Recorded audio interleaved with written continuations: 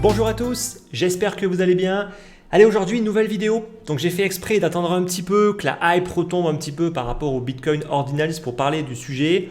On va parler d'un point de vue rapidement technique pour quand même essayer de comprendre de quoi est-ce qu'on parle et dans quoi est-ce qu'on va potentiellement mettre les pieds. Et ensuite, la deuxième partie de la vidéo sera plus axée sur l'investissement. Qu'est-ce qu'on peut faire aujourd'hui au niveau des Bitcoin Ordinals? Est-ce qu'il y a des choses intéressantes à faire? Est-ce qu'il faut attendre? Bref, on va essayer un petit peu de faire le tour par rapport à ça et je donnerai un petit peu mon point de vue sur qu'est-ce que moi, en tout cas, je vais être amené à faire par rapport à ça. Donc, pas mal de choses pour le coup à voir dans cette vidéo. Avant de la commencer, n'oubliez pas que si vous voulez recevoir mes lettres d'investissement, la prochaine sera envoyée justement la semaine prochaine. Eh bien, on peut s'inscrire, c'est gratuit. Le lien, il est dans la description. C'est le meilleur moyen pour avoir vraiment mon avis sur déjà les mouvements que je réalise au niveau de ma stratégie personnelle. Je partage également à chaque fois l'analyse du Bitcoin et même du marché des crypto-monnaies dans son ensemble, chose que je ne fais pas forcément sur YouTube pour le coup. C'est beaucoup plus facile pour moi de le faire sous forme d'une lettre, c'est beaucoup plus rapide et en général, il n'y a pas énormément de choses à dire, surtout dans le contexte actuel où franchement, il ne se passe pas énormément de choses pour le coup. Donc, le meilleur moyen, c'est d'être inscrit aux lettres. Allez, on attaque. On va commencer par parler des Bitcoin Ordinals. On va voir qu'est-ce que c'est que cette nouvelle théorie, cette nouvelle technologie. Pour le coup, ensuite, on parlera rapidement des Bitcoin Stamps, qui est un autre moyen détourné pour le coup pour inscrire de la data dans la blockchain Bitcoin, ce qui est également le but des Bitcoin Ordinals. Et on parlera également donc des tokens, et notamment les tokens de type BRC20, pour le coup, qui commencent à faire beaucoup parler d'eux. Ce ne sont pas les seuls types de tokens qui existent, il existe d'autres standards, mais pour le coup, on va uniquement s'attarder sur les BRC20. Il y a également, voilà, il y a au moins 2 ou 3 autres types qui existent pour le coup. Il y a les ORC20 et les SRC20, mais ce n'est pas forcément le but. Après, ça va devenir un peu trop technique. De toute façon, tout ce que je vais expliquer aujourd'hui, notamment en termes d'investissement, après, il faudra juste refaire pareil sur éventuellement d'autres standards si vous voulez également investir dessus. Alors, j'ai fait exprès d'attendre un petit peu. Pourquoi? Parce que j'estime que ce n'est pas dans une phase fortement haussière où il y a du FOMO un peu dans tous les sens que c'est intéressant d'investir. Donc je sais que systématiquement, dès qu'on est amené à faire une vidéo, malheureusement, certaines personnes vont tout de suite se dire c'est bon, c'est un truc, il y a un coup, il faut investir, etc. Moi, je ne vais absolument pas vous inciter à faire ça. Je vais certainement pas vous dire les gars, c'est bon, vous êtes early, il faut investir. Non, absolument pas, vous n'êtes absolument pas early. Vous verrez ce que c'est que pour moi être vraiment au tout début d'un projet. J'estime qu'aujourd'hui, on ne l'est plus du tout. Il suffit de voir les valorisations pour se rendre compte qu'on n'est plus du tout early pour le coup.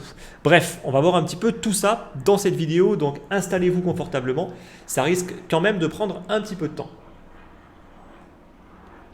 Alors déjà, qu'est-ce que sont que les Bitcoin Ordinals? C'est un moyen pour stocker des documents dans une transaction Bitcoin et cette transaction-là sera associée à un token. Et ce token, ce sera forcément du Bitcoin.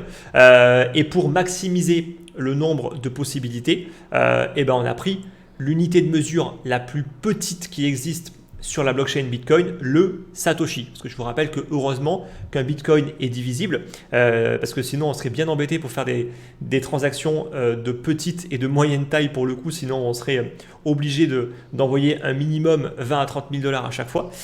Donc on peut diviser un Bitcoin et en gros, la plus petite unité de mesure, pour vous expliquer rapidement, en fait un Bitcoin, ça équivaut à 100 millions de Satoshi. Le Satoshi, c'est vraiment, voilà, c'est le petit 1, donc il y a 0,0000, je n'ai pas exactement le nombre de zéros en tête, mais en tout cas 1, et c'est ça en fait qui représente pour le coup un Satoshi. Donc, on va associer une transaction qui aura une donnée qui va être inscrite dedans à un Satoshi pour le coup, qui permettra ensuite d'avoir donc une liaison entre la donnée et le token. Grosso modo, c'est ça, les ordinals. Donc là, bien sûr, j'ai simplifié au maximum. Il y a des vidéos qui expliquent très très bien d'un point de vue technique comment ça fonctionne, notamment les vidéos qui sont sur la chaîne de Grand Angle Crypto qui font un super boulot de vulgarisation. Parce que malheureusement, J'ai déjà regardé quelques vidéos pour le coup pour voir un petit peu ce qui se disait à droite et à gauche. Il y a quand même beaucoup de personnes qui disent des conneries par rapport au Bitcoin Ordinals et qui n'ont pas tout compris. Donc c'est un peu dommage pour le coup. Et c'est pour ça que c'est important de toujours comprendre la tech avant de vous engouffrer dans quelque chose de nouveau. Si vous ne comprenez rien au Bitcoin Ordinals et encore moins au BRC20, n'allez pas en acheter. Parce qu'honnêtement, c'est le meilleur moyen d'une part de se faire scammer, parce que vous ne saurez même pas en fait comment ça fonctionne. Donc comment vous pouvez acheter quelque chose dont vous ne savez même pas comment ça fonctionne? C'est juste pas possible. Vous voyez bien? Donc comprenez un minimum comment ça fonctionne et ensuite vous pourrez justement passer éventuellement à l'étape de l'achat. Donc je vais rapidement quand même vous expliquer comment ça fonctionne d'un point de vue technique, mais sinon il y a des vidéos très complètes qui vont le faire limite encore mieux que moi. Donc déjà, ce qu'il faut comprendre, c'est qu'il était toujours possible dans une transaction Bitcoin de pouvoir inscrire de la donnée. Mais le problème, c'est que c'était bridé. C'était bridé à 80 caractères via la fonction qui s'appelle OP-Return, qui permettait en fait de mettre un commentaire dans une transaction. Ça a été justement bridé volontairement pour éviter d'avoir des dérives, des personnes qui vont utiliser cette fonctionnalité pour aller y foutre un peu tout et n'importe quoi. Et donc, c'est-à-dire que ça, c'est un débat. Le débat qu'on est actuellement en train d'avoir, que les développeurs Bitcoin et que la communauté Bitcoin, pas forcément moi pour le coup, est en train d'avoir, c'est un débat qui a déjà eu lieu dans le passé. Et notamment à l'époque, pour ceux qui sont là depuis longtemps comme moi, notamment à l'époque, il y avait déjà eu des tentatives de créer des altcoins sur la blockchain Bitcoin qu'on appelait les colored coins. Et justement, ils ont mis en place une bride au niveau du nombre de caractères qu'on pouvait mettre en termes de commentaires dans une transaction pour éviter qu'il y ait un détournement de la blockchain Bitcoin parce que pour le coup, elle n'a pas été conçue pour ça à l'origine. La blockchain Bitcoin, je rappelle quand même que vraiment, dans son essence, c'est une blockchain qui a été conçue pour pouvoir faire des transactions Bitcoin et c'est à peu près tout en fait, tout simplement. Ça n'a pas été conçu pour faire autre chose. Alors après, de nouveau, c'est un long débat. Certains vont dire que tout ce qui est permis pour le coup par la blockchain, c'est des choses qu'on peut faire. Moi, je pars du principe que quand on fait du détournement, c'est pas forcément ce qui était prévu à l'origine, mais de nouveau, c'est un débat. Donc, grosso modo, jusqu'à présent, en fait, il n'y avait plus de débat parce que voilà, ils avaient bloqué à 80 caractères. Avec 80 caractères, on ne peut rien faire. On ne peut pas y foutre une image ni rien. Donc, ce n'était pas suffisamment important en termes de taille pour qu'on puisse vraiment s'en servir. Et puis, il y a eu 2 mises à jour. Il y a eu la première mise à jour que vous connaissez sûrement, c'est SegWit, qui a eu lieu maintenant il y a quelques années, qui justement a ouvert la voie déjà à des blocs qui vont être plus grands. Je rappelle qu'avant, c'était bloqué à 1 mégabyte. Il y a eu justement un long débat par rapport à ça qui a provoqué ensuite le fork de la blockchain Bitcoin, notamment c'était en 2017, où il y a eu donc le Bitcoin Cash qui a fait son apparition avec la promesse justement d'un bloc beaucoup plus grand. Segwit a partiellement corrigé le problème. Ils ont changé un peu leur méthode de calcul pour le coup. Donc c'est plus aussi simple que ça que de dire qu'il y aura des blocs de 1 MB ou plus. Mais en tout cas aujourd'hui, on peut aller jusqu'à 4 MB en termes de blocs grâce notamment à la mise à jour Segwit qui a également permis l'optimisation des transactions. Je vous rappelle que dans une blockchain, on paye des frais par rapport au poids de notre transaction. Plus elle est volumineuse, plus ça coûte cher, plus pour le coup il faut payer de frais pour l'inscrire dans la blockchain. Ça n'a rien à voir avec le nombre de bitcoins qui vont être envoyés. La taille d'une transaction n'a absolument rien à voir. Je n'expliquerai pas pourquoi, c'est un peu trop technique, mais on peut envoyer un bitcoin sur une toute petite transaction et on peut envoyer 0,1 bitcoin sur une énorme transaction. Et en fait, tout va dépendre des UTXO. Mais je ne rentrerai pas dans les détails. Si vous voulez creuser, vous pouvez y aller pour le coup, chercher comment fonctionnent les UTXO sur Bitcoin. Donc, il y a eu ces mises à jour-là en fait, qui ont permis d'une part d'augmenter la taille dans les blocs, et en plus de ça, d'optimiser comment sont faites les transactions Bitcoin. Et c'est là où il y a eu justement pour le coup, on va dire une brèche qui a été ouverte pour le coup et qui permet aujourd'hui de pouvoir mettre de la data dans un bloc pour le coup jusqu'à 4 MB au maximum sans avoir malheureusement cette limite des 80 caractères qui avait été mise à l'origine sur la fonction OP-Return. Donc grosso modo, les ordinals, c'est une théorie qui permet de donner un identifiant unique à chaque Satoshi. Voilà. Donc ça fonctionne en suivant des règles bien précises, les règles en anglais donc la théorie des ordinals. Donc c'est une règle qui a été définie par son créateur, qui a ensuite donc créé un portefeuille qui s'appelle le portefeuille ORD, pour le coup, qui va justement suivre ces règles-là, parce que c'est très important de comprendre que pour pouvoir faire des transactions comme ça, il faut absolument suivre la théorie des ordinals. Et donc au tout début, pour le faire, il y avait un seul portefeuille, c'est le portefeuille ORD, qui devait être connecté à un nœud Bitcoin. Et donc forcément, c'était très technique, pas forcément pour tout le monde. Et donc c'est pour ça qu'au tout début, c'était vraiment qu'une expérimentation. Et il n'y avait que des développeurs qui se sont un petit peu lancés là-dedans pour voir un petit peu qu'est-ce qu'on était capable de faire. Ensuite, il y a ce qu'on appelle les inscriptions, qui elles consistent à utiliser donc ce fameux portefeuille, le ORD, pour aller inscrire dans une transaction Bitcoin un document qui ensuite lui sera lié à ce fameux Satoshi. Donc comme ça, on a maximisé pour le coup le nombre de tokens qui existent, parce que je vous rappelle qu'il y a 21 millions de Bitcoin et pour un Bitcoin, il y a 100 millions de Satoshi. Donc ça en fait quand même du nombre de tokens qui sont créés pour le coup. Donc on est plutôt tranquille par rapport à ça. Il n'y aura pas de souci en termes de nombre de tokens pour le coup. Il y a de la marge. Donc le site officiel qui a été créé pour la théorie des ordinals, c'est le site, je mettrai de toute façon un petit peu les liens en description, ordinals.com. Voilà. Et là-dedans, vous pouvez aller voir justement toutes les dernières inscriptions qui ont été réalisées. Vous pouvez également aller les vérifier. Vous avez également accès au portefeuille ORD pour également, si vous le souhaitez en tout cas, faire ce type de transaction. Mais vous verrez que par la suite, il y a d'autres outils qui ont déjà été développés pour simplifier un petit peu tout ça. Parce que bon, avoir un nœud Bitcoin et savoir monter le portefeuille ORD, ça demande des compétences techniques qui ne sont pas du tout accessibles à tout le monde. Alors, ce qui est important de comprendre, et ça pour le coup, ça n'a pas été compris, je pense, par beaucoup de personnes, c'est que il n'est pas obligatoire pour un nœud Bitcoin de stocker les Bitcoin ordinals. Alors, ce qu'il faut comprendre, c'est que la blockchain Bitcoin doit tout le temps être téléchargée en intégralité par les nœuds, par chaque nœud Bitcoin. Et aujourd'hui, cette blockchain pèse à peu près dans les 500 gigas. Je crois que c'est un tout petit peu moins pour le coup. Dedans, on retrouve toutes les transactions Bitcoin pour le coup.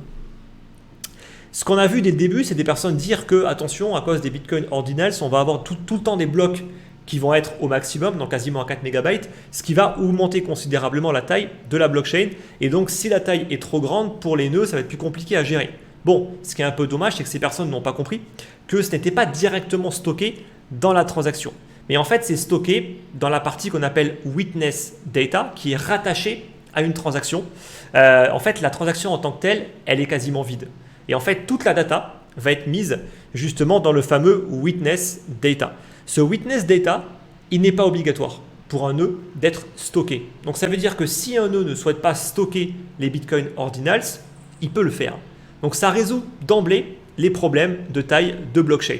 Donc déjà en fait ça on peut le mettre de côté, il n'y a pas de problème par rapport à ça. Il y a d'autres problèmes, notamment au niveau des UTXO, c'est un peu technique, j'en reviendrai un petit peu après, mais mis à part ça sinon, il n'y a pas forcément de problème par rapport à la taille de la blockchain Bitcoin. Par contre, il y a ce qui a été créé qui est un peu différent des Bitcoin ordinals et qui sont les Bitcoin stamps. Donc les Bitcoin stamps, eux, c'est un rival, grosso modo, qui va dire que, non mais en fait ce qui se passe justement c'est que les Bitcoin ordinals, on ne stocke pas directement dans la blockchain parce que les nœuds peuvent choisir de le prendre ou pas. Et donc, il y a un autre développeur qui s'est dit non, moi je veux vraiment forcer à mettre la donnée dans la transaction Bitcoin qui, elle, doit être absolument récupérée par les nœuds. Et c'est là où il y a eu le Bitcoin Stamps qui a été créé. C'est un autre moyen détourné pour le coup qui lui va utiliser une ancienne méthode sur les portefeuilles multisignatures pour aller stocker des NFT directement dans les emplacements dédiés pour les clés. Parce qu'en fait, sur un portefeuille multisignature, par exemple, à 3 clés, il faut 3 clés privées pour pouvoir faire ensuite, pour débloquer par exemple des bitcoins. Donc il faut faire 3 signatures. Et donc, ils vont utiliser par exemple l'espace de la clé numéro 2 et 3 pour aller y mettre des NFT et la clé numéro 1 qui elle sera suffisante pour consommer les bitcoins. Donc vous voyez que c'est un moyen vraiment détourné pour le coup et là ça a beaucoup plus crié au niveau de la communauté parce que le problème c'est qu'autant les bitcoins ordinals ils sont optionnels mais le problème c'est que les bitcoin stamps ils ne le sont pas. Et là ça commence à bloquer parce que c'est vraiment la porte ouverte à des dérives, à beaucoup de dérives, et justement on verra ça un petit peu par la suite. Donc voilà un petit peu les deux moyens qui ont été mis, on va dire, en place depuis donc les deux mises à jour Segwit et plus récentes Taproot, et qui permet d'inscrire de la data dans la blockchain Bitcoin, soit directement dans une transaction, soit directement dans le witness data, qui je rappelle est optionnel. Voilà. Et ensuite, eh ben, vu qu'on peut inscrire de la donnée dans une blockchain, on s'est dit mais pourquoi est-ce qu'on ne créerait pas des tokens. Donc c'est un peu, on va dire, les nouvelles versions des Colored Coin qui avaient été essayées au début du Bitcoin pour créer justement d'autres types de tokens. Ben là, ils ont refait pour le coup une tentative. Donc ils ont appelé ce nouveau standard le BRC20. Bien sûr, c'est un clin d'œil pour le coup à l'ERC20 pour Ethereum, BRC20 pour Bitcoin. Et en fait, le principe de fonctionnement est extrêmement simple. C'est que vu qu'on peut inscrire une donnée dans la blockchain Bitcoin, ben, il suffit juste d'aller inscrire des données pour créer un token et avoir un portefeuille qui va pouvoir correctement interpréter ces informations-là. Donc grosso modo, pour créer un token, il faut trois fonctions. Là, je vous mets pour le coup la photo des deux principales fonctions. Donc la fonction deploy et mint. Donc la fonction deploy qui permet de pouvoir déployer le token, en l'occurrence là le BRC20, donc le P c'est protocole, OP pour operation. Le ticker, ben là c'est ordi, qui a été le premier BRC20 qui a été créé. Ça vous verrez que c'est hyper important de bien le retenir par la suite. La max supply qui est 21 millions et la limite de mint c'est 1000. Une fois qu'on a déployé ça, il faut qu'on puisse créer les tokens et qu'ils soient associés à des portefeuilles. Et ça pour le coup c'est la fonction mint.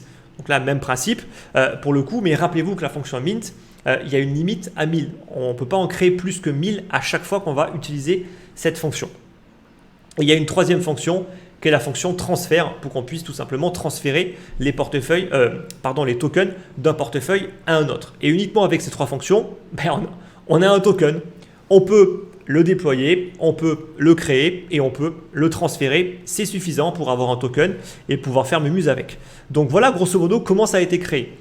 Ça, ce sont les lignes de code qui vont être mises directement dans une transaction Bitcoin pour qu'elle soit sécurisée.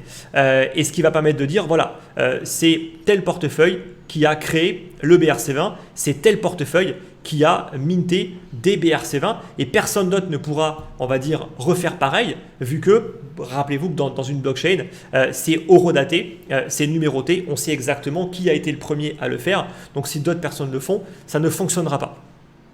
Donc voilà, et ensuite, à chaque transfert de deux tokens, de la même manière, on va le mettre dans une transaction Bitcoin et comme ça, on aura après une traçabilité. C'est comme ça que fonctionne le BRC20. Vous voyez que ce n'est pas très compliqué. Et il faut juste un portefeuille dédié qui va aller regarder dans les witness data de chaque transaction Bitcoin pour aller voir s'il y a une correspondance avec un transfert, un mint de BRC20 et pour qu'ensuite ça apparaisse sur le portefeuille. Voilà, c'est vraiment pas plus compliqué que ça pour le coup dans la manière dont les BRC20 ont été créés. Donc c'est plutôt simple, même très simplé, j'ai envie de vous dire, mais vous comprenez bien que ça reste du bricolage, d'accord. Il n'y a pas, on va dire que le token qui a été créé, le ordi, n'a pas une réelle existence dans la blockchain Bitcoin. En fait, dans la blockchain Bitcoin, il n'y a que le Bitcoin comme token et rien d'autre. Ça, il faut quand même bien le comprendre. Et vous comprenez bien que c'est juste quelques lignes de code qui ont été inscrites dans une blockchain. Rien de plus. Il n'y a pas plus de complexité. Donc, n'importe qui peut créer son propre standard. Bon, je pourrais créer le standard à la place de BRC20, je mets CoinTips. Je peux créer n'importe quel token avec n'importe quelle quantité et ensuite ça fonctionnera exactement de la même manière. Donc vous comprenez bien que honnêtement, il n'y a aucune révolution technologique de quoi que ce soit dans le token BRC20. D'accord, c'est un simple token, extrêmement simplé en termes de règles et basta. Voilà, on peut faire que ça. Donc ça, il faut bien le comprendre parce que sinon, il y aura des mauvaises surprises après par la suite. Donc, est-ce que tout ça, c'est bien, c'est pas bien, etc. Comme j'ai pu vous le dire, en vrai, c'est même pas notre débat. C'est le débat que vont avoir la communauté Bitcoin, les développeurs Bitcoin qui vont être à même de prendre des décisions sur qu'est-ce qu'on décide de faire. Je vous rappelle que par le passé, ce débat avait déjà eu lieu, il avait été tranché. On va mettre une limite de 80 caractères à la fonction OP-Return. Comme ça, on ne peut pas faire n'importe quoi avec cette blockchain. Et jusqu'à présent, ça a convenu tout le monde. Donc de nouveau aujourd'hui, il y a des personnes qui ont réussi à réinscrire beaucoup de data dans tout le bloc dans une transaction Bitcoin. Donc maintenant, il y aura de nouveau un débat et on verra ce que les développeurs vont décider de faire. Soit ils refont pareil, ils remettent une bride qui vont empêcher de pouvoir inscrire de nouveau trop de données dans la blockchain Bitcoin, soit ils laissent faire. Voilà. Donc on verra bien. On verra bien ce qui va se passer. Déjà, le risque principal, c'est que si jamais ils mettent une bride, eh ben en fait, c'est terminé. Ça veut dire qu'il n'y aura plus de possibilité de faire des transferts et donc c'est terminé. Tous les tokens, tous les NFT qui auront été émis n'auront plus aucune valeur. Voilà. Parce que dès que c'est plus transférable, la valeur s'effondre. Donc il faut quand même comprendre que sur une simple mise à jour, tout peut s'arrêter. À la différence même de Ethereum, qui est une blockchain qui a été conçue pour ça. Donc ils ne vont jamais arrêter les standards ERC20, ERC 721 ou tout ce que vous voulez qui permet de créer des NFT, des tokens non fongibles ou des tokens pour qu'on puisse ensuite les transférer. Rappelez-vous que la blockchain Bitcoin n'a jamais été conçue pour ça. Donc ça, c'est quand même important de bien le comprendre et c'est pour moi le risque principal sur l'ensemble de toutes ces nouvelles choses qui sont en train d'apparaître, que ce soit les Bitcoin Stamps. Il suffirait juste d'une toute petite mise à jour pour qu'on ne puisse plus utiliser justement la taille dédiée dans les clés des portefeuilles multisignatures pour y foutre tout et n'importe quoi. Pareil au niveau du Bitcoin Ordinals, tout peut s'arrêter sur une simple micro mise à jour. Alors après, s'il n'y a pas un consensus, ça pourrait reprovoquer un fork pour le coup. Donc c'est pour ça que honnêtement, ça va être compliqué pour les développeurs d'avancer sans qu'il y ait un consensus global. Je pense qu'il faut que la plupart des gens se mettent d'accord par rapport à qu'est-ce qui est bien ou pas bien par rapport à ça. Et donc, on verra comment est-ce que les débats vont évoluer par rapport à tout ça. Ensuite, il y a un risque. Il y a un risque technique. Le risque technique, c'est l'explosion du nombre d'UTXO. Alors vraiment, pour faire très très simple, quand vous faites une transaction Bitcoin, imaginez ça que c'est comme de la monnaie. J'ai un Bitcoin. Je veux envoyer à Pierre, Paul ou Jacques, peu importe, je veux envoyer 0,5 Bitcoin. En fait, sur la manière dont ça va se passer, c'est que vous envoyez un Bitcoin. C'est comme si vous avez un billet de 1 Bitcoin. Vous allez envoyer 0,5 à Pierre et ensuite vous allez récupérer la monnaie de 0,5 Bitcoin. Ce qui va créer 2 UTXO. Un UTXO, c'est une transaction qui peut être dite dépensée. Donc, voyez ça comme de la monnaie. J'avais un Bitcoin, j'ai au final utilisé ces 1 Bitcoin qui représente un UTXO pour envoyer ensuite 0,5 à Paul. Un UTXO a été créé de 0,5 et j'ai reçu la monnaie, un UTXO de 0,5 qui m'appartient à moi, la monnaie qui a été rendue, qui a également été créée. Donc on a créé 2 UTXO qui peuvent ensuite être dépensés. Et plus il y a d'UTXO, plus une transaction va être lourde pour le coup. Donc imaginons que moi, demain, il y a Pierre qui m'envoie 0,5 Bitcoin. Au final, j'ai qu'une seule transaction de type, j'ai qu'une seule UTXO. Donc si je la dépense en intégralité, elle ne sera pas hyper lourde. Par contre, si je suis un commerçant, je reçois 50 transferts de Bitcoin de 0,01 Bitcoin. Et qu'on va dire que la somme, bon les chiffres ne sont pas bons mais bon, peu importe, la somme équivaut à 0,5 Bitcoin. Ces 0,5 Bitcoin, je les ai reçus via une multitude de différentes transactions.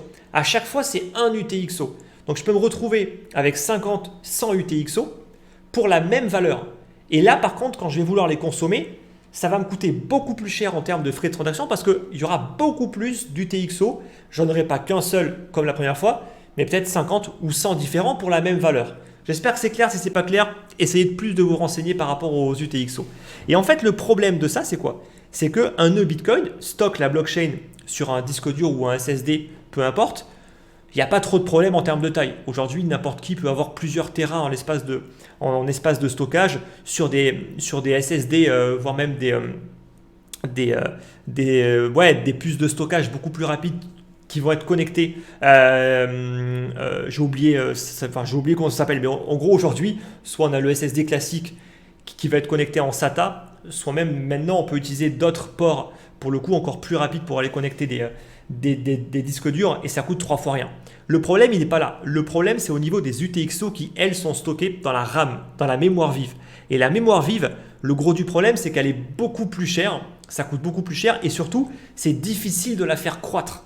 En général, il y a beaucoup plus de limites qui sont dédiées directement à la carte mère d'un ordinateur qui font que c'est compliqué d'avoir beaucoup de RAM. Voilà. Et ça coûte très cher. Et le problème, c'est que les UTXO, pour l'instant, elles sont toutes stockées dans la mémoire vive pour que les nœuds soient rapidement capables de valider ou pas une transaction.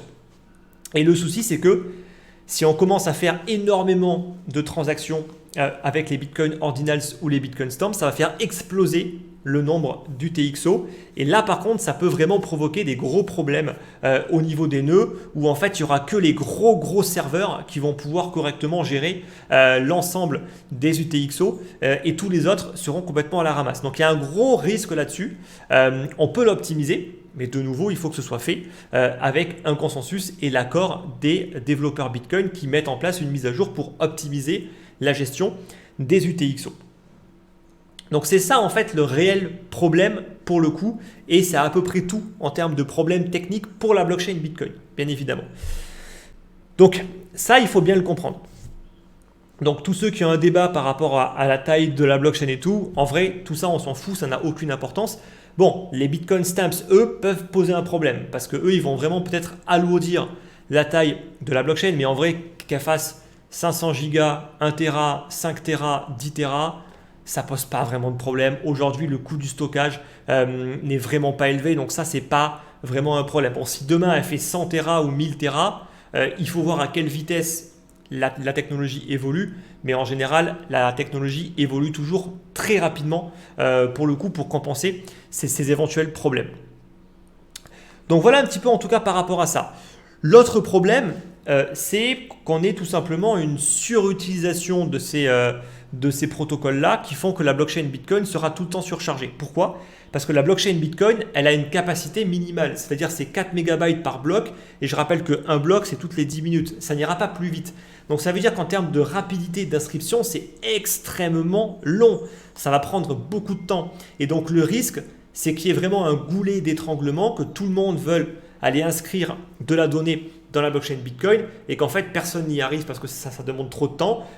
Et le problème, c'est qu'en plus les frais de transaction, je rappelle que c'est un système d'enchères. Donc ça veut dire que si vous voulez absolument que votre transaction passe le plus vite possible, il faut mettre un prix extrêmement élevé. Et après, c'est le principe des enchères. Ça va aller en augmentant jusqu'à atteindre des prix vraiment excessifs. Et ça peut vraiment rendre la blockchain Bitcoin quasi inopérationnelle. Parce que si vraiment demain les frais sont à 20 $, comme ça peut être le cas aujourd'hui par exemple, je suis désolé, ok, si on fait une transaction de 100 000 $, on paye 20 $, bon, ok, mais si on veut envoyer 1000 balles et qu'on paye 20 $ pour ça, je suis désolé, mais ça va complètement rendre obsolète l'intérêt du Bitcoin. Là, autant faire un virement SEPA. C'est gratuit et ça coûtera donc beaucoup moins cher. Donc vous comprenez bien un petit peu les enjeux qu'il y a derrière. Il ne faut pas que l'intérêt primaire du Bitcoin passe en second plan. Pour le coup, à mon avis, il doit toujours rester prioritaire. Donc peut-être comme type de consensus, pour le coup, mettre en place un système où en fait les transactions de Bitcoin sont prioritaires et tous les autres types de transactions ne le sont pas. Voilà. Par exemple, là je donne juste une idée, d'accord, mais en tout cas, voilà un type de consensus qui pourrait être trouvé pour le coup s'ils acceptent de continuer à laisser donc la blockchain Bitcoin être utilisée pour aller stocker un petit peu tout et n'importe quoi. Bon, il y a un grand débat par rapport à tout ça. Là n'est pas la question. Il y a un risque, comme j'ai pu le dire, c'est que tout simplement on mette des brides qui font que ça devient complètement inutilisable.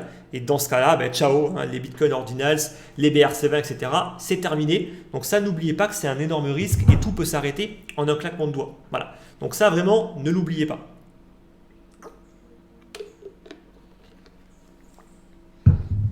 Donc on pourrait débattre de tout ça durant des heures et des heures. Ce n'est pas le sujet de la vidéo et ce n'est pas mon sujet non plus. Je ne suis ni développeur Bitcoin, ni membre actif de la communauté Bitcoin. Donc laissons ça, s'il vous plaît, aux personnes qui ont un vrai poids dans le débat. En fait, honnêtement, sinon, on n'a même pas notre mot à dire par rapport à ça. Donc autant ne pas perdre plus de temps par rapport à ça. Alors, maintenant, on va parler d'investissement. Mon point de vue en tant qu'investisseur. Donc déjà, si on fait le constat sur la partie technique, dire qu'il y a une révolution technologique, je trouve que c'est un peu excessif. Si on veut rester poli et cordial, on est juste en train d'inscrire de la donnée dans une blockchain. Dans une blockchain qui, à l'origine, n'a même pas été conçue pour ça. On bricole une solution en allant trouver des failles justement dans les mécanismes pour aller inscrire de la donnée dans une blockchain. C'est ça aujourd'hui dont il est question. Parler de révolution technologique, excusez-moi, c'est un peu excessif quand même. Pour moi, on n'est pas sur une révolution technologique, loin de là. Alors, ce que les maximalistes de Bitcoin vont nous dire, c'est que, et les pros Bitcoin Ordinal, c'est pro Bitcoin, et pro BRC20, ce qu'ils vont nous dire, c'est que en fait, ils ont réussi à faire mieux qu'Ethereum en 2 lignes de code.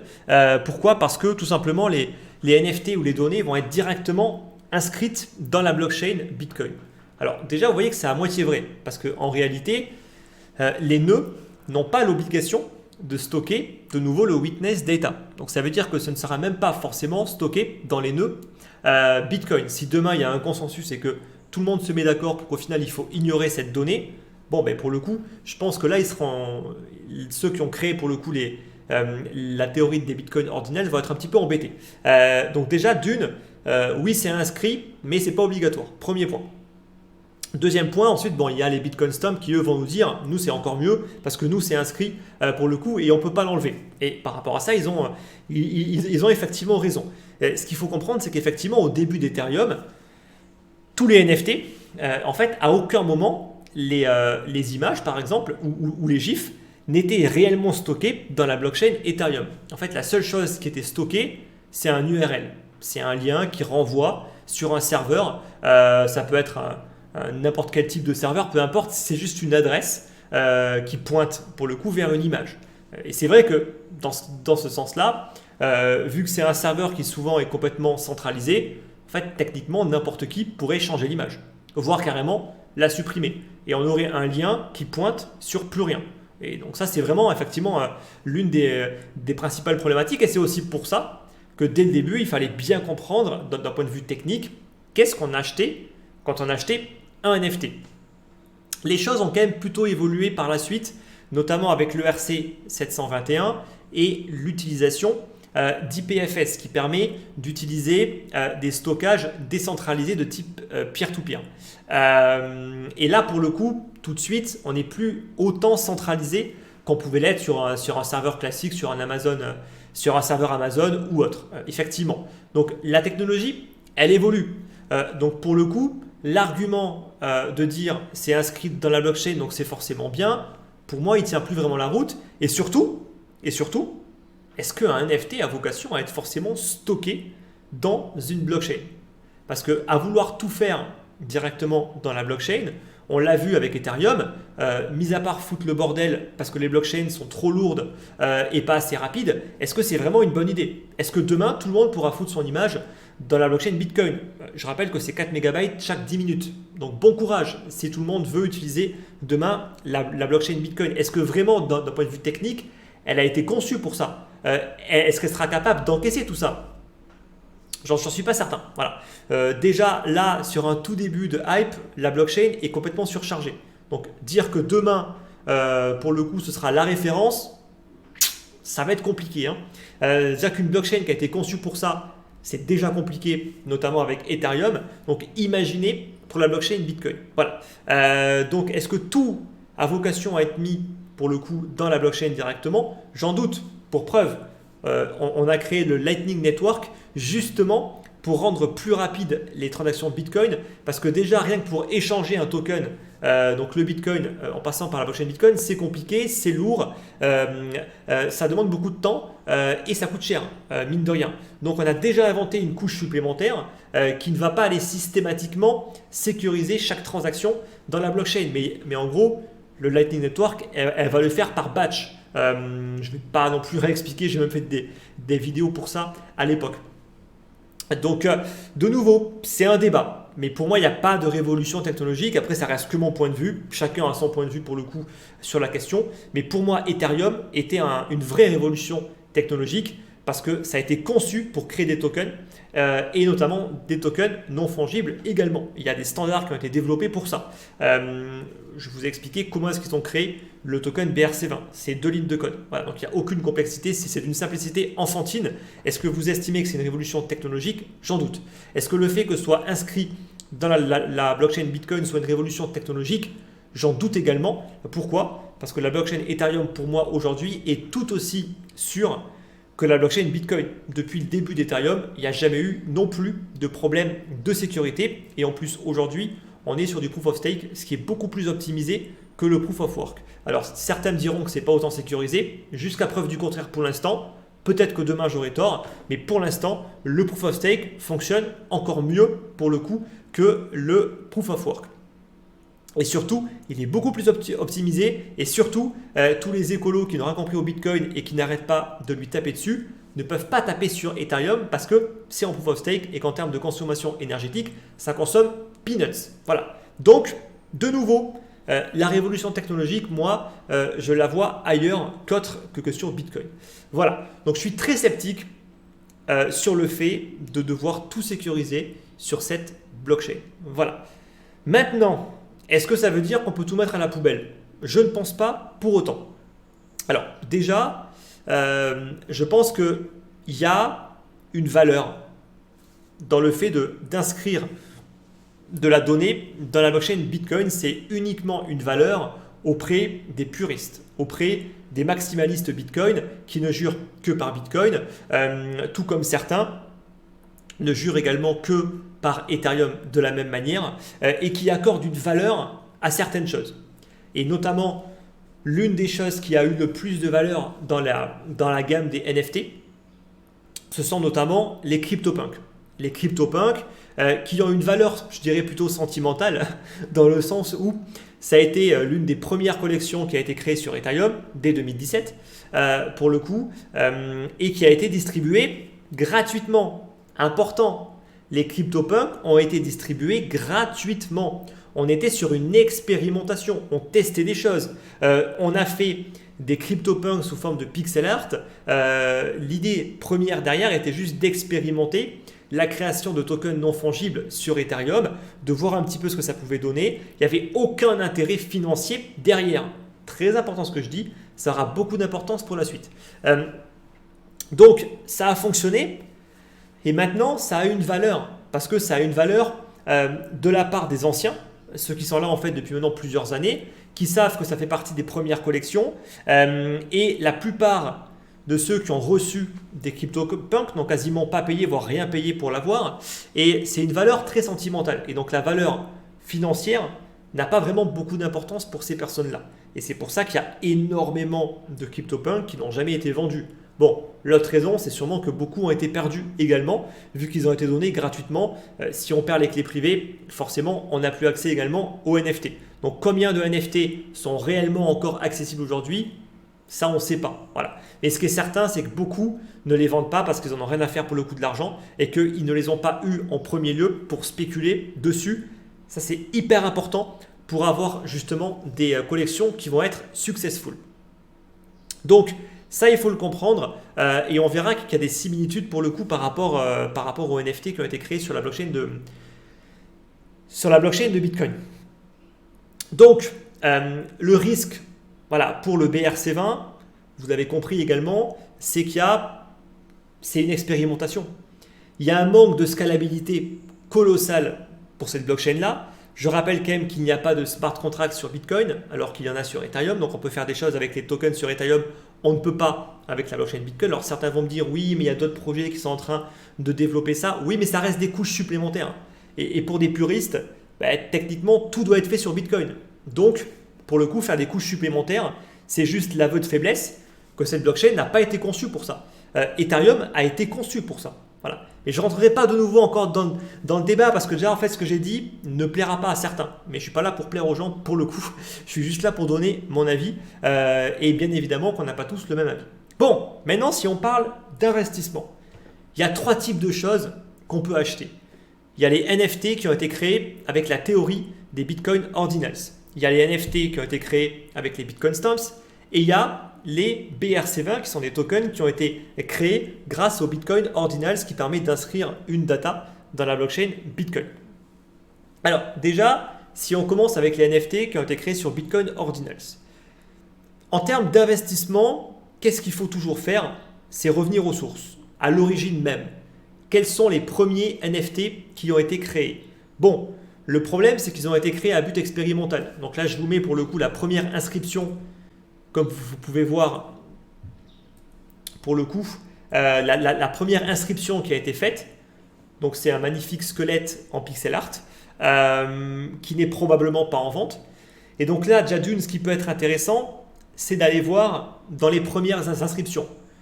Je dirais dans les centaines, les quelques centaines de premières inscriptions qui ont été réalisées qui peuvent avoir une valeur parce qu'elles font partie des premières et uniquement pour ça. D'accord? Bon, quand bien même il faut être capable de trouver des NFT intéressants, il faudrait être capable de les acheter. Très compliqué pour le coup parce que la plupart ne vont pas être en vente. Voilà. Donc en tout cas, si vous y arrivez, tant mieux. Et par contre, le problème, ça va être le prix.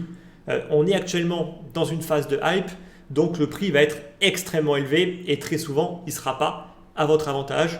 Donc, gros problème pour moi. Ensuite, si on regarde dans les collections, la première collection qui a été créée sont des rochers. D'accord? Bon, vous me direz, il ne faut pas forcément être trop méticuleux par rapport aux images. Bon, les CryptoPunks ne sont pas non plus exceptionnels de par leur originalité. Donc, vous me direz, des rochers qui ont été appelés Rokoshi, c'est pas non plus... bon, pour moi, c'est pas un problème. Enfin, honnêtement, on n'est pas à ça près. J'ai envie de dire. Bon, le gros du problème, c'est que cette collection a été vendue extrêmement cher. Voilà. Et qu'en gros, on a rapidement dépassé les 1 Bitcoin, le NFT. Donc, on est très très loin des CryptoPunks qui avaient été donnés gratuitement et qui pouvaient être échangés pour 3 fois rien. Là, vous voyez que tout de suite, en termes de prix, on est très très haut. Et pour moi, on est beaucoup trop haut et on est même beaucoup trop cher. Voilà. Donc, pour moi, la première collection est déjà tellement surcotée qu'en termes d'investissement, pour moi, le risque est trop élevé. Autant acheter des NFT à quelques dollars, pour le coup, why not? Ça coûte rien, il y a peu de chances pour que ça marche, mais au moins ça coûte rien. Par contre, payer un Bitcoin, ce NFT-là, je suis désolé, mais l'espérance de gain, elle est de combien? Faire un x2, faire un x3, mais dans ce cas-là, mais autant directement aller acheter du Bitcoin. Et on aura la certitude, quasi-certitude, de pouvoir faire un x2, voire un x3 d'ici X années, alors que sur un NFT, la certitude, elle n'est vraiment pas élevée. Qui est-ce qui vous dit que demain, il n'y aura pas une mise à jour qui va complètement rendre obsolète tous les NFT qui ont été créés parce qu'ils ne pourront plus être échangés? Ou qu'est-ce qui vous dit même que même si ça fonctionne, que la technologie reste présente, qu'est-ce qui vous dit que dans un an ou deux, il y aura une autre personne prête à payer 2, 3, 4 bitcoins pour aller acheter ces NFT-là? Rien du tout. Donc en termes d'investissement, c'est un terrible investissement. Donc certains le font sûrement parce qu'ils ont tellement de bitcoin qu'ils ne savent pas quoi en faire. Et il y a peut-être un aspect sentimental de se dire j'ai acheté la première collection bitcoin qui a été faite sur bitcoin. Why not? Mais mis à part ça, il n'y a aucun intérêt d'un point de vue de l'investissement. Vraiment, le risque est trop élevé pour moi. Il y a beaucoup mieux à faire ailleurs parce que l'espérance de gain, en plus, n'est pas très élevée. Là, aujourd'hui, on parle quand même de 25 000 $, 25 30 000 $. Ok, peut-être que demain, ça pourra se vendre 50 000, mais est-ce que ça pourra se vendre 1 million, 2 millions, 10 millions? Honnêtement, j'en doute fortement. Donc après, chacun est à même de gérer son risque comme il le souhaite, mais il y a plus de chances pour que demain, ça vaille beaucoup moins cher que beaucoup plus cher. Voilà. Donc, après, faites vos jeux. Ensuite, il y a une autre collection qui a été créée par les fondateurs du board AP Yacht Club, donc par la boîte qui a racheté justement ça par la suite, qui s'appelle Yuga Labs. Ils ont fait également une première collection qui s'appelle 12 Fold. Sauf que le problème, c'est quoi? C'est qu'ils ont juste surfé sur la hype et ils ont réussi à vendre leur NFT en moyenne entre 2 et 3 bitcoins. Donc je suis désolé, une fois de plus, ça a été vendu quasiment au prix d'un board AP Yacht Club. Le NFT dont tout le monde a entendu parler pour le coup, dont tout le monde a déjà vu une photo, il a été vendu pratiquement le même prix. Donc je suis désolé, c'est un énorme coup pour Yuga Labs qui a réussi à surfer rapidement sur la hype, mais pour moi, c'est vraiment exécrable en termes de retour sur investissement. Parce que pour le coup, plus il y aura d'NFT comme ça, plus il y aura après des problèmes pour les écouler. Parce qu'en termes de liquidité, il n'y a pas grand monde pour acheter ça. Donc pour le coup, s'il commence à y avoir trop de collections différentes et très très peu de personnes prêtes à mettre des prix excessifs pour en acheter, il y aura un moment où il n'y aura plus du tout d'acheteurs. Et donc, au final, les prix vont juste s'effondrer, comme on a pu le voir avec la plupart des NFT sur Ethereum qui se sont tous effondrés. Même les Bored Ape Yacht Club, ils se sont effondrés en termes de valorisation $. Ils pouvaient s'échanger à 300, 400 000 dollars il n'y a même pas un an ou deux. Aujourd'hui, c'est moins de 100 000 dollars. Voilà. Donc, ça s'est effondré. À mon avis, aujourd'hui, on paye déjà beaucoup trop cher. Donc, moi, en termes de NFT, je ne fais rien. C'est trop cher pour moi. Alors, peut-être que si on a 100 millions, oui, on peut se dire, oui, ok, je peux foutre 50 000 balles sur un NFT, why not? Bien sûr, tout est une question aussi de moyens. Mais sauf si vraiment on a tellement d'argent, on ne sait pas quoi en foutre, et on peut se dire, ok, je vais en acheter. Mais sinon, même si on n'a que quelques millions, honnêtement, mettre 50 000 balles dans un NFT, je suis désolé, c'est un très très mauvais investissement pour le coup. Donc pour les NFT, pour moi, c'est pas intéressant. Au niveau des Bitcoin Stamps, même pour moi, c'est exactement pareil. On est exactement dans la même logique. Pour l'instant, c'est beaucoup trop cher. Il y a beaucoup trop de hype par rapport à tout ça. Et je ne vois pas comment est-ce qu'on peut gérer son risque correctement. Honnêtement, on est sur du gambling pur et dur. Et on est vraiment sur du gambling dans le sens où le risque est super élevé. Et le gain potentiel, en fait, il n'est même pas intéressant. Parce que autant sur du gambling, on peut se dire, ok, je pourrais faire un x100. Mais sur un truc comme ça, que vous payez déjà une fortune, mais vous ne ferez jamais de x100. Donc pour le coup, le risk-reward, il est exécrable. Donc maintenant, il y a peut-être des petites collections qui peuvent fonctionner. Mais comme souvent, c'est chercher une aiguille dans une botte de foin. Donc si vous avez du temps à perdre, essayez de le faire. Mais honnêtement, vous avez tellement peu de chances de réussite que moi, je dis que en investissement, il vaut mieux assurer de la performance que vouloir trop espérer. Et je pense que beaucoup espèrent, mais n'auront rien. Donc peut-être essayer d'aller acheter en fait des collections à 2 balles qui ne valent rien. Peut-être que demain, elles vaudront de la valeur, mais dans la plupart des cas, elles ne vaudront toujours rien. Donc après, il faut peser le pour et le contre entre le temps passé là-dessus et le gain potentiel. Et moi, honnêtement, le calcul est vite fait. Je préfère mettre beaucoup d'argent sur un signal d'achat sur Bitcoin et sur l'Ether plutôt que de perdre des journées à aller chercher des NFT dans l'hypothétique.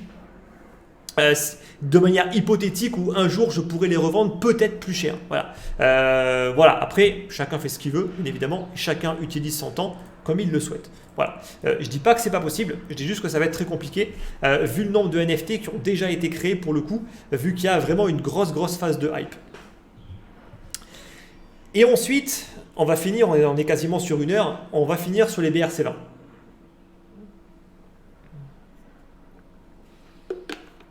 Alors, sur les BRC20, pour le coup, rappelez-vous que il faut trouver des points communs avec des projets qui ont bien marché, notamment les CryptoPunks.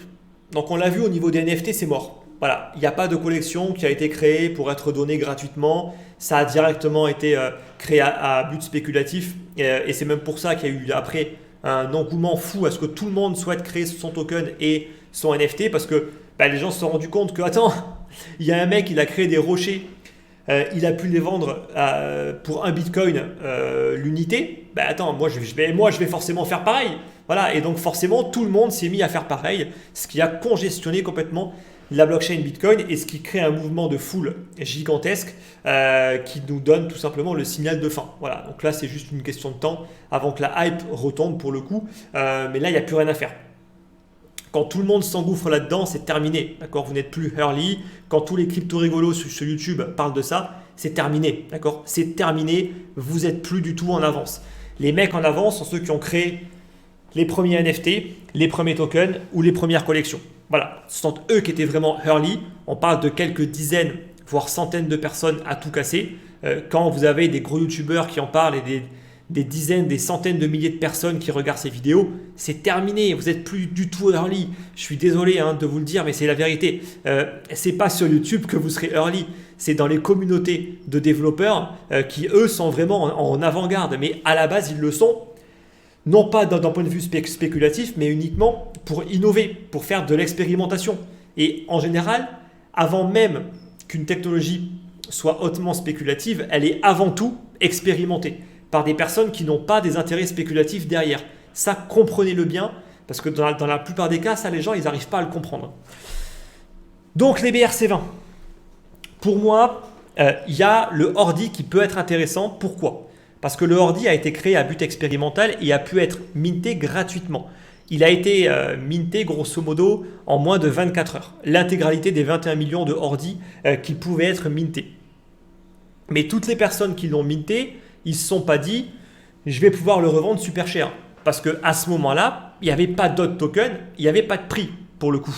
Donc, je trouve que c'est plutôt sain dans la manière dont le ordi a été créé. Le problème par la suite, c'est que justement, le ordi a commencé à s'échanger de manière de gré à gré, en OTC, que ce soit sur des groupes, sur Discord, sur les forums, etc. Il a commencé à prendre de la valeur. Et il a commencé à prendre beaucoup de valeur jusqu'à être ensuite carrément listé, notamment sur des plateformes comme Gate.io. Et là, c'est vraiment parti en furie. Là, on est vraiment parti en furie. Et donc, forcément, les gens font vite le calcul. Quoi ? Il y a un mec, il a pu créer ce token gratuitement. Il y a des personnes qui l'ont minté gratuitement. Et aujourd'hui, ces personnes-là, ils peuvent revendre ce token-là qui vaut quasiment 10 voire 15 $. Waouh, mais attends, mais moi, je veux faire pareil. Et de nouveau, tout le monde s'est mis à faire pareil. Et ça a été simplifié quand il y a eu en plus une extension Chrome qui est sortie, qui s'appelle Unisat, et qui permet de pouvoir avoir un portefeuille et de pouvoir justement gérer tout ça, non plus avec le wallet ORD avec lequel il fallait avoir un nœud Bitcoin, mais là on pouvait directement tout gérer avec une extension de manière beaucoup plus simple, ce qui a fait exploser la quantité de personnes qui ont pu créer des tokens en espérant devenir riches et en espérant pouvoir les revendre à des mecs encore plus cons. Voilà, et je suis désolé en fait du terme, mais c'est un petit peu le même principe. Dans cette lubie-là, c'est-à-dire qu'il y a des mecs qui se croient malins, mais en fait ils ne le sont pas. Ils créent des tokens et ils vont essayer de le refourguer à des mecs qui ne sont pas très malins. Et ces mecs pas très malins vont eux-mêmes essayer de le refourguer encore plus cher à des mecs encore moins malins. Donc c'est un peu ça en fait tout le principe de fonctionnement de ces phases de hype.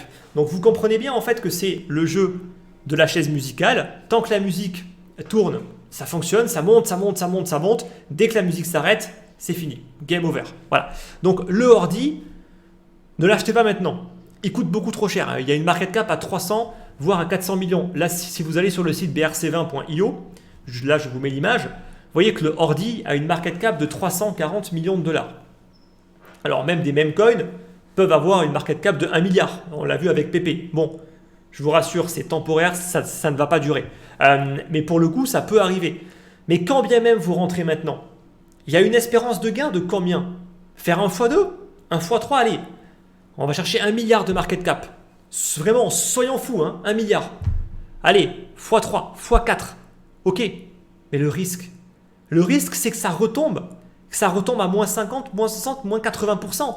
Et ça, par contre, ça peut également arriver en un claquement de doigts. Et la question, c'est est-ce qu'il y a plus de chances que ça baisse de manière puissante ou que ça monte en discontinu de manière puissante ?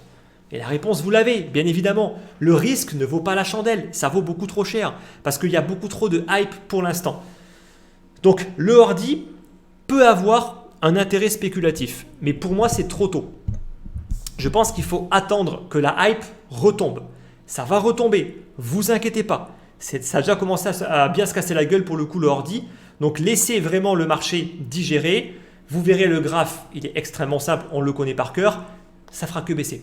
Ça fera que baisser jusqu'à une phase de plateau. Il n'y aura plus de vendeurs, il n'y aura plus personne pour s'intéresser à ce token-là. Et là, il pourra être intéressant. Et là, on peut commencer à rentrer dessus si on veut miser sur un protocole qui a de l'avenir. Voilà. Mais ne misez pas beaucoup. Misez quelques centaines de dollars en fonction, bien sûr, de vos moyens, voire quelques milliers. C'est largement suffisant parce que techniquement, on sera sur des niveaux qui seront hyper intéressants. Et s'il y a vraiment un avenir, et c'est vraiment incertain pour l'instant, mais s'il y a un avenir, ben, au moins, vous avez le premier token qui a été créé qui aura toujours de la valeur. En fait, c'est une valeur sûre. Voilà, c'est comme acheter du Bitcoin. C'est-à-dire que si le marché des cryptos demain continue à croître, on sait que le Bitcoin va continuer à croître. Alors que tous les autres tokens, là, à l'heure où je vous parle, il y en a quasiment 15 000 qui ont été créés. dans ces 15 000, il y en a peut-être 10 qui vont réussir pour le coup à vraiment gagner de la valeur sur une longue période de temps. Et encore, c'est pas sûr. Est-ce que vous pensez être capable, dans 15 000 tokens, de trouver les quelques tokens qui vont peut-être faire une perf de malade? Bah, c'est comme jouer au loto. Je suis désolé. Vous avez une chance sur 10 000, une chance sur 15 000 pour le coup d'avoir raison. Alors peut-être que vous pouvez essayer. Très bien, why not? Mais de nouveau, pour moi, c'est une perte de temps. Voilà. Autant prendre directement du ordi, où je pense que quand il va retomber par exemple à 1 $, voire en dessous, on aura une market cap beaucoup plus raisonnable et là on pourra rentrer avec une espérance de refaire peut-être un x10 ou un x20. Là ce serait intéressant, mais pour l'instant ça ne l'est absolument pas. Mais en tout cas, je pense que le ordi est intéressant. Ensuite, vous pouvez regarder pour le coup sur brc-20.io, voir s'il n'y a pas des tokens qui pourraient être intéressants. Mais honnêtement, ça va être très très très compliqué et vous allez y passer des journées entières à juste chercher. Pour l'instant, c'est juste des tokens qui ont été créés sur du vent, sur rien, juste pour s'amuser. Certains, ils ont juste créé en fait des tokens comme le PP, donc des équivalents de ce qui existe déjà ailleurs, uniquement pour faire ce qu'on appelle donc du cyber squatting. Je crois que ça s'appelle comme ça. Le but, c'est uniquement de prendre, c'est comme pour les noms de domaine, on va acheter plein de noms de domaine dans l'espoir de pouvoir les revendre plus tard à une entreprise qui en aura besoin super cher. C'est un peu le même principe que là pour le coup ils ont fait sur ces tokens là. Donc c'est pour ça qu'il y a le token de Elon Musk, comme si Elon Musk allait demain acheter ce token là. Il y a le Punk, bref voilà, il y a plein de... Il y a le Bored Ape Yacht Club qui a été créé, bref voilà, tous ces tokens là qui en fait n'ont techniquement aucune valeur et qui ont que la valeur qu'on veut bien leur donner, voilà, pour le coup. Donc voilà en tout cas un petit peu par rapport à tout ça. Donc vous avez mon avis. Pour moi, les valeurs sûres, ordi, je pense qu'il a été correctement créé à but non spéculatif. Donc pour moi, c'est vraiment la valeur sûre si on veut miser sur les Bitcoin Ordinals et notamment sur les BRC20. Maintenant, la route va être longue pour que ce standard soit réellement utilisé. Pour l'instant, c'est vraiment expérimental, c'est du bricolage. On est très très loin d'avoir un protocole qui a été testé en plus au niveau de la sécurité. Donc honnêtement, il y a tellement de chemin à faire qu'il y a très peu de chances pour que ça aboutisse à quelque chose. Mais si on veut tenter, why not? On laisse retomber la hype, on met des cartouches, on regarde comment ça va évoluer et là on pourra spéculer. Sinon honnêtement, mis à part faire du day trading sur des plateformes qui permettent de le faire comme Gate.io pour les traders, pourquoi pas? Parce que là on peut gérer son risque d'une manière différente, mais sinon je vois pas comment vous gérez franchement, je vois pas comment vous gérez le risque. Donc quand vous faites un investissement dans lequel le risque n'est pas géré, on ne peut pas appeler ça un investissement. C'est du casino, c'est du gambling. D'accord? Donc ça, il faut vraiment le prendre en compte.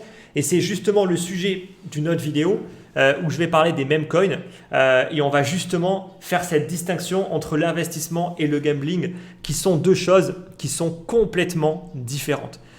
Bon, j'avais encore pas mal de choses à vous dire, mais on est sur 1 heure de vidéo. Donc on va quand même rester tranquille.